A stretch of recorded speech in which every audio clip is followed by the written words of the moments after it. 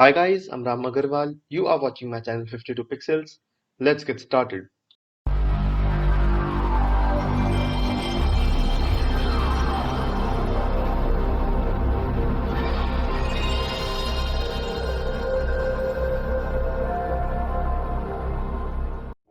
Hi guys, in this tutorial we are going to see how to do face typography in Photoshop. If you don't know what face typography is, I'll just give you a brief example or an explanation as to what is face typography. You can consider face typography as as an art or a part like a part of an art where if you see some news headlines or some strong articles or some strong book covers or something, you must be knowing that there's a double exposure in most of the cases, and in this case what we are going to do is add those text using double exposure to this object's face. So what we are going to do first is, before starting, what I'll do is I'll go to adjustments and I'll prefer making it black and white, because once your image is like black and white, it's easier to do the typography on the face. So if you haven't understood yet what we are doing, just stay tuned in the tutorial. You will notice what we are doing and I hope you are going to like it. So we are going to convert this image into a black and white image first. So we are going to go to adjustments and okay, before turning it to black and white, what we can do is another shortcut. So for that we are going to use the knowledge that we learned in the previous tutorials about the quick select tool. So selecting the quick select tool, and my brush size is around 33, not a big size, just enough for us to select this object as best way possible. So just like this, we are going to select the complete object.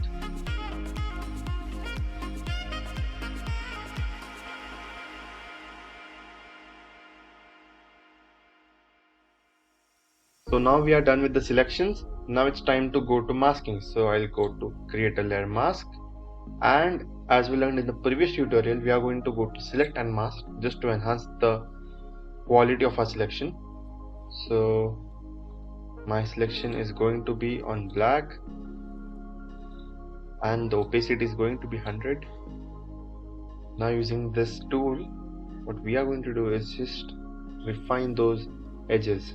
So what we can do is, best thing, just refine these edges, because these edges don't need to be wide, because it doesn't look good. So still there's not much work in this image because the image is already doing great. So I don't think so the selection has any problems in this, just minor faults. What we are going to just resolve it. So it looks like this now, and using this tool I'll just get this art done properly, just like this. Same way with this one, and we are good to go. Just little adjustments. I'll decontaminate my colors, so I'll make sure to check on this one and click on OK.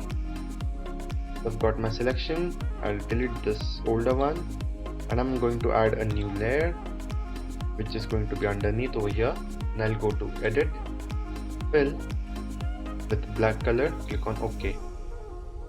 As you can see, I've got my background as a black color. Now it's going to be easier for us to just make this black and white and then work with the typography. So I've selected this layer and also this layer, and I'll merge these two layers. After merging these two layers, I'll go to adjustments and I'll go to black and white. And as you can see, my image is already turned into black and white, but I want only the face to be in the most part of the highlight. So I'll darken all these areas. So what we can do is, using this tool and this color, we can just drag it to the left and make it a little black. Same way with this one right here. Okay, that's going great. Then we are going to enhance the color somewhat like this over here. And once done, again merge these two layers, or we can just go to layer and flatten image. It's one and the same thing, it's just a different perspective or a different way to do it. Now as we have done the black and white effect of the image, what we can do is just add this typography word clouds to this image. So you can get this word clouds on Google. If you can just type word cloud, you can get plenty of options and you can download any one which you feel would work with your image. I've selected these two word clouds and I'll be putting these on my face, on the object's face over here. So I'll drag this one and paste it over here. As you can see, the image has been placed perfectly on the perfect spot. I'll just make the blending mode as screen so that I can see through my image and my image doesn't mess with other images that are yet to come. I can just place it over here. That's perfect.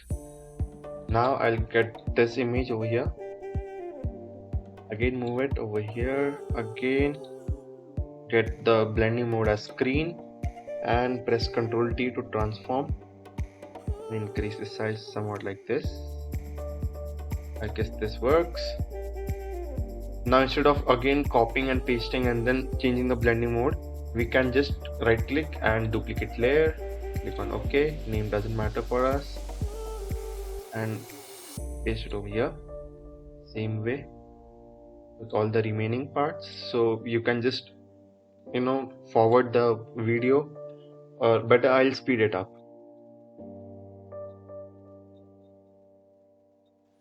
So as you can see, I've covered my whole object, the main person. I've covered it with all this word clouds, and just to make sure all of these are using the blending mode as screen, it's only because I can see through these, and these these word clouds don't have any borders. So if you see in this one, this word cloud has a border. Same way with this one, it has a border, and we don't need borders because then it will hide our image. So we don't want that to happen. That's why we have first converted everything into a screen mode. Now what we are going to do is all this layers which contains the word clouds, I'm just going to merge these. So I'll just click on shift and select all these layers and go to merge layers. So I've merged all these layers, and now we are going to experiment with the blending mode, which is always okay. See, there's this one as well, subtract and divide. Divide doesn't look good, subtract looks good, but what works the best is multiply. So as you can see, we have just got what we wanted and what we just felt like doing with the image. Again, we can just merge these two layers, and this is my final image. So look at this, it just looks phenomenal. I mean, the photo quality was amazing, but then again, once we edited, look at the image, it just looks so perfect and just the way I wanted, just the way I imagined it to be. So this is the first example we can work with. We can also work with this example. This is a small one. We can just drag this one and paste it over here because it's already black and white, and the background is also black, just the way we want. So same way with this one.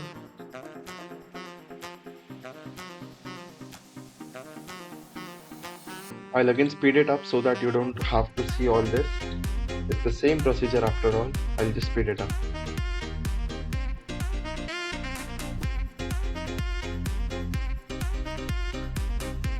So as you can see, I've again covered this complete object with the word clouds, and now again I'm going to merge all these word clouds. So I'll go to this menu tab and merge layers, and again I'll change the blending mode to multiply, and as you can see, this is what my image looks like now. So this is before and this is after. We can just work around with all these images and even try to make them look even better, but for now I guess that's it for today. So there's a surprise tonight as well. So I'm going to post a video where I'm going to do the same thing but using PixArt on mobile phone. So hope you guys like this video, and make sure you watch the other video that I'm going to post tonight. So stay tuned. I hope you guys like the video. Make sure you subscribe to 52 Pixels and tap on the bell icon to get notified. Thank you.